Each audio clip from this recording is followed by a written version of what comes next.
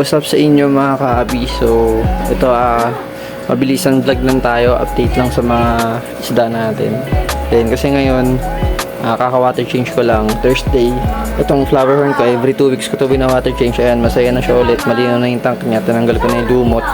So, malinis naman na yung mga tank ko, natanggal ko na yung mga tae-tae nila dyan sa baba, yung mga poop nila.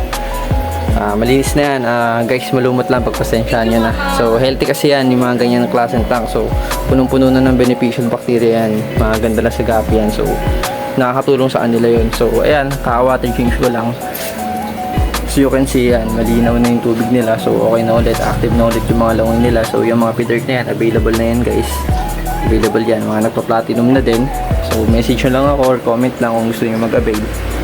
Tapos ayan guys, okay na talaga. Ayan, sobrang aggressive na naman. Tapos medyo pansin nyo, medyo drop cock tong si Wanda.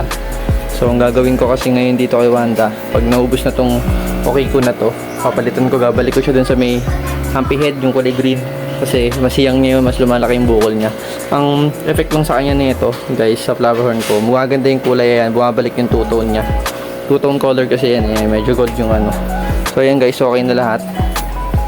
Pati itong tabs natin, okay na, water change na lahat. Healthy na. Ito, nagpupuno ulit ako ng tubig, dito ko lalagay. So 1 week ulit yung stock. So ganun lang gawin nyo guys, gayahin nyo ako. 1 week ako nag-stock ng tubig. Kasi every 1 week ako nag-water change. Hindi ako nagda-direct ng gripo.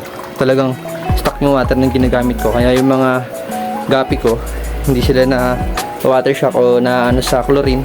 So ayan, malinaw talaga yung mga tank ko. Walang filtration to, ito wala tong filtration. Ayan, kung titignan nyo, diba? Walang filtration. So, ang linaw.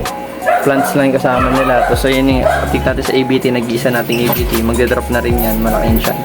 Inalis ko na siya doon. So, yun lang guys. Update natin ngayon.